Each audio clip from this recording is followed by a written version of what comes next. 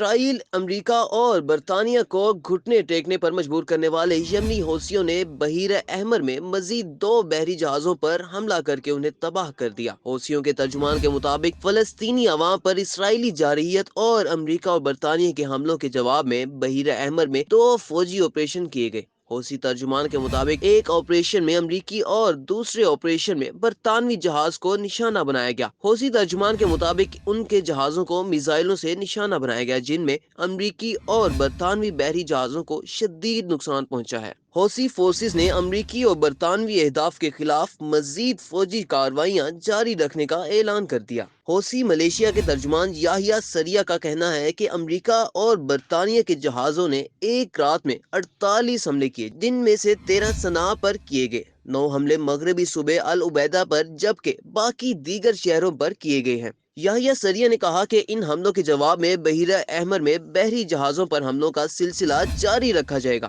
اور امریکہ اور برطانیہ کے جہازوں کو بھی نشانہ بنایا جائے گا۔ یمن کے ایران سے منسلک حوثیوں کی سپریم انقلابی کمیٹی کے سربراہ محمد علی الحوثی نے کہا کہ اٹلی کو اسرائیل فلسطین تنازع میں غیر جانبدار رہنا چاہیے۔ اگر یمن کے خلاف حملوں میں اٹلی حصہ لیتا ہے تو اسے نشانہ بنایا جائے گا۔ غزہ پر حملے روکنے کے لیے اٹلی کو اسرائیل پر دباؤ ڈالنا چاہیے۔ محمد علی حوثی نے کہا کہ علاقے میں امن کے حصول کا یہی واحد راستہ ہے۔ واضح رہے کہ امریکہ، برطانیہ اور اتحادیوں نے یمن میں حوثیوں کے ٹھکانوں پر حملے کیے۔ حملوں میں 36 مقامات کو نشانہ بنایا گیا۔ حملوں کا مقصد ملیشیا پر دباؤ ڈالنا تھا کہ وہ بحیرہ عرب میں تجارتی جہازوں پر حملے بند کرے۔ حملوں کے بعد اتحادی ممالک کا مشترکہ بیان میں کہنا تھا کہ جن مقامات کو نشانہ بنایا گیا وہ حوثیوں کے زیر کنٹرول تھے اور وہاں پر بڑی تعداد میں اسلحے کے ذخائر موجود تھے، جن میں missile system, launchers, air defence system اور ریڈار بھی تھے۔ یمنی حوثیوں کی طاقت پر نظر ڈالیں تو حوثی جنگجوؤں کے پاس سب سے طاقتور افواج میں سے ایک فوج ہے جس کی موجودگی سے دنیا اکثر چونک جاتی ہے۔ وہ ہر اس بین الاقوامی بحری جہاز پر میزائل داغ دیتے ہیں جس کا انہیں امریکہ، برطانیہ، اسرائیل سے تعلق نظر آتا ہے۔ حوثیوں نے عالمی تجارت پر اپنے اثرات چھوڑے ہیں۔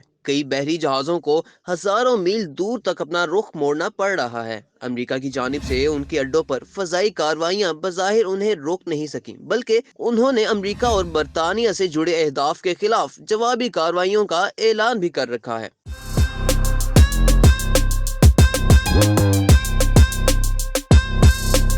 اس ساری صورتحال میں یہ سوالات پیدا ہوتے ہیں کہ آخر یہ حوثی کون ہے؟ وہ اتنے طاقتور کیسے ہوئے؟ اور اب بحیرہ احمر میں آگے کیا ہوگا؟ حوثی یمن کے شمال مغربی پہاڑی علاقے کا ایک اقلیتی گروہ ہے۔ ان کا نام تحریک کے بانی حسین الحوثی سے انہیں ملا۔ سن 2000 کی دہائی کے اوائل میں انہوں نے یمن کے طاقتور حکمرانوں کے خلاف کئی جنگیں لڑی۔ جب یمن کی حکومت عرب اسپرنگ کے مظاہروں کی بدولت اقتدار سے ہٹی تو حوثیوں نے دارالحکومت صنعاء کی طرف پیش قدمی کی اور 2014 پر اقتدار پر اپنا قبضہ جما لیا۔ اقتدار سے بے دخل کیے گئے سابق صدر صالح نے اپنے وفادار ریپبلکن گارڈ کے دستے ان کے حوالے کر دیے، جس کی بدولت انہوں نے یمن کی 80% آبادی کا کنٹرول سنبھال لیا۔ حوثیوں نے اس کے بعد انہیں قتل کر دیا۔ جب سے حوثیوں نے اقتدار سنبھالا ہے، یہاں خانہ جنگی سے کافی نقصان ہوا ہے۔ قریب 1.5 لاکھ لوگوں کی ہلاکت ہوئی ہے، جبکہ لاکھوں لوگ خوراک کے لیے امداد پر انحصار کرتے ہیں۔ 7 سال تک حوثیوں نے اپنے خلاف سعودی سربراہی میں فضائی کارروائیوں کا مقابلہ کیا۔ سعودی عرب کو خدشہ تھا کہ حوثیوں کے اس کے حریف ایران سے قریبی تعلقات ہیں۔ حوثیوں کی ذہنیت فاتحانہ ہے۔ یہ سوچ 2 دہائیوں پر محیط فتوحات کی وجہ سے قائم ہوئی۔ انہوں نے 2015 سے 2022 تک مزاحمت دکھائی اور سعودی قیادت میں اس اتحاد کا مقابلہ کیا جو صنعاء میں عالمی حمایت یافتہ حکومت کا قیام چاہتا تھا۔ نومبر 2023 کے وسط سے حوثیوں نے علاقائی اہمیت کی حامل ابنائے باب المندب سے گزرنے والے بحری جہازوں کو میزائلوں اور ڈرون حملوں کا نشانہ بنایا ہے۔ اس کا مقصد حماس کی حمایت میں اسرائیلی تعلق رکھنے والے ہر تجارتی بحری جہاز کو نشانہ بنانا تھا۔